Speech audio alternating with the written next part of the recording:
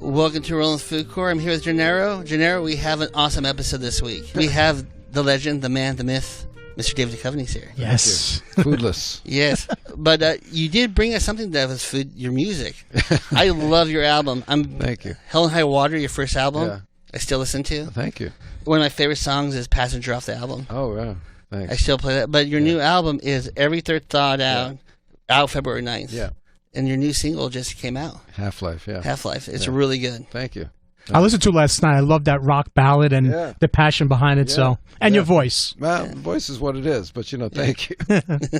So when you're going on tour, how do you do your set list this time around? Colin Lee, who arranges my songs and plays keyboards and background vocals, he usually comes up with the set list, and and I'll look at it.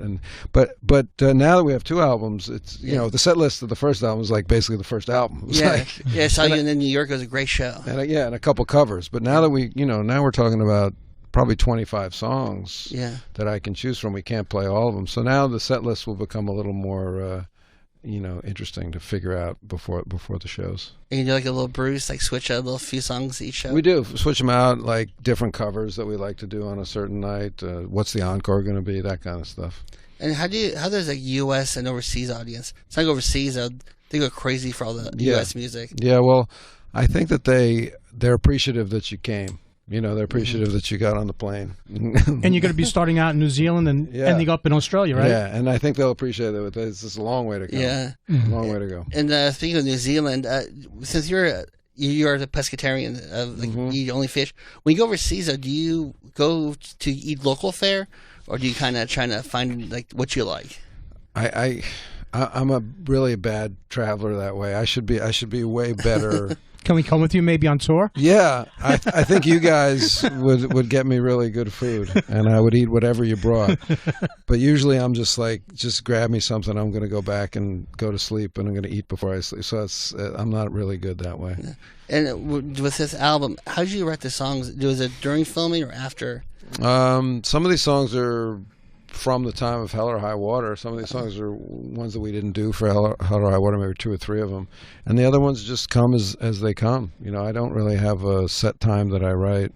Sometimes I've written while I've been shooting. Sometimes I write when I'm not shooting. I was going to ask, how does the acting affect your musical performances or actually writing and, creating?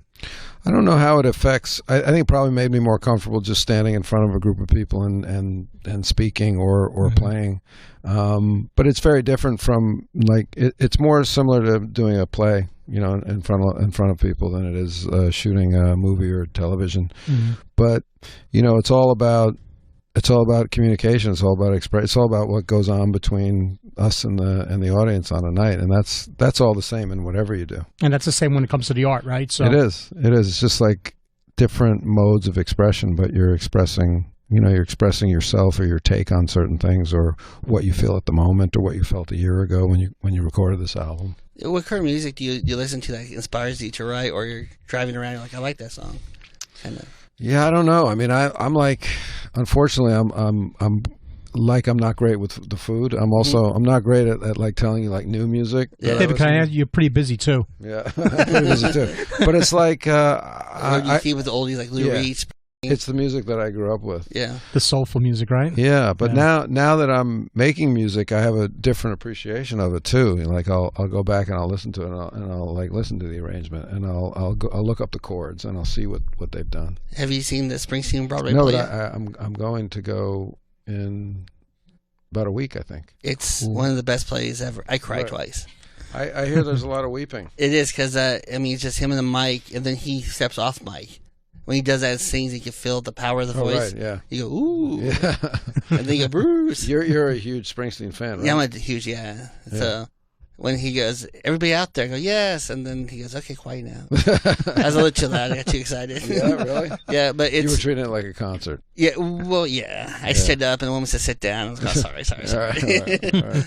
Yeah, the lady got nasty. I was like, calm down, calm down. Well, at those prices, I bet she's nasty if you're blocking her view. Oh yeah, that's true though. I said She didn't come to see your ass, really. She came to see Springsteen. I told her to try to lose weight, the keto diet. No, it's not happening. about that. It's not happening, woman. It's anybody's ass.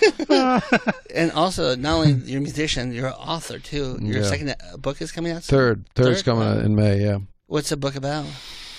I'd say it's a love story, but it's also like a surreal, like a magical surrealism. About the interplay of like minor gods. Not like. It's hard to explain. Like a rom-com Harry Potter. Yeah, it's not great. If I could say that, I could sell a lot of books. Yeah. It's not actually true, but let's stick with that. Yeah. It's a rom-com Harry Potter. I love it. I love your last book about Boston. Oh, thanks. Yeah. That was great. Yeah. How they get angry, though. But that was also a rom-com Harry Potter. Go back to it. Yes. Go back and buy it. I will. New motto. Yeah. Are you going to make those into movies, though? Would you? I think I'm going to make Bucky Fucking Dent into a movie this summer. Have financing and... I have to cast it and figure out. I'll direct it, so I have to. Are you going to star in it too? No. There's really. I'm kind of fall between the ages of the two leads, so I can't quite do it. You'd be the manager. I could be the manager. I think it's smart though, David, because you see the buzz online with people around that. So I think it crosses over from all your medias to kind of like bring you together, almost like them seeing the inside of you and what's in your mind and your body and your soul. Yeah, well, it started as a screenplay that I wrote about maybe 10 years ago, and I didn't make it. And then I was like, well, I really love the story, so why can't I just write it as a novel? And then get the story out there. At least I'll get the story out there. So I did that, and then, ironically enough, now there's interest in making it a movie. So, with this album, are you going to be touring the U.S. as well? Eventually, but not right now. Just overseas and here? Yeah. Nice. Are you going to do any surprise small venues here? Well, it wouldn't be a surprise, would it? Well, I mean, when they do those pop-up shows. Let's just say maybe you don't want to miss Springsteen next week. No, I'm kidding. I'm kidding. Yeah. So, where are you now with the X-Files on full? Are you looking forward to a break from the X-Files though, since you're? Well, yeah. I mean, we're finished shooting. We shot 10. The 4th episode airs this Wednesday. So. I mean, I feel like I've had many breaks from X-Files. So, yeah. Do you call Joe McHale and say, you're welcome, I got you, the Netflix deal? Because you were on the first season of X-Files? Right. Yeah. He was there, then poof, he got Netflix now. Yeah. I didn't call him, no. Good hookup, though. Yeah. When you're in New York, do you go out? What's your favorite New York to-go restaurant? Well, I was just saying, with your cohort here, the Gennaro's, we go there. I live in that neighborhood, and we go up there. Tribeca Grill is an old I love. Drew is a friend of mine. Nice. David, you got to go to his Batard then, because it's kind of like the higher end of his new restaurant group. Yeah. Is it really? It's one of the best in the city.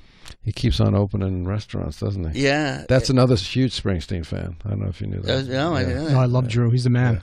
Yeah. We just went to, Jen and I went to a dinner last night with J.J. Johnson. He's like a new hot chef. Oh, yeah. Amazing food. Yeah, I just ate all night. Well, I broke my keto diet. So. Your what diet? I was on a keto diet, but I broke it. Yeah. What's keto? Keto. It's just sadness. Just all sadness. You eat sadness? Yes. Until if I go Dunkin' Donuts. Very confused. Yeah, I know. It's just sad donuts. Yeah. But they're happy. Well, you have a love of food that ranges from Dunkin' Donuts to something, to fine food. To walnuts. Yeah, from fine to food. Walnuts. Well, we tried to lose weight, but it doesn't work. Oh, actually, Dave, we have to right downstairs, Oceana? I don't know it. You would love that place. It's the top seafood restaurant, and Bill Telepan, he kills it down there. So they talk about eating local in the city. That's one place I recommend. I also go to Candle Cafe, which is a vegan place. Vegetarian, right? Yeah, they got a couple of those. They got two on the east side and one on the west side. Oh, very nice. That's a classic. Yeah. Dave, I want to thank you for talking about the food court. It's your album's out February 9th. Pre-ordering now, every third thought. And also, we're going to end the show with your single. Thank you. Yes. All right. Thank you very much for stopping by. Thank you.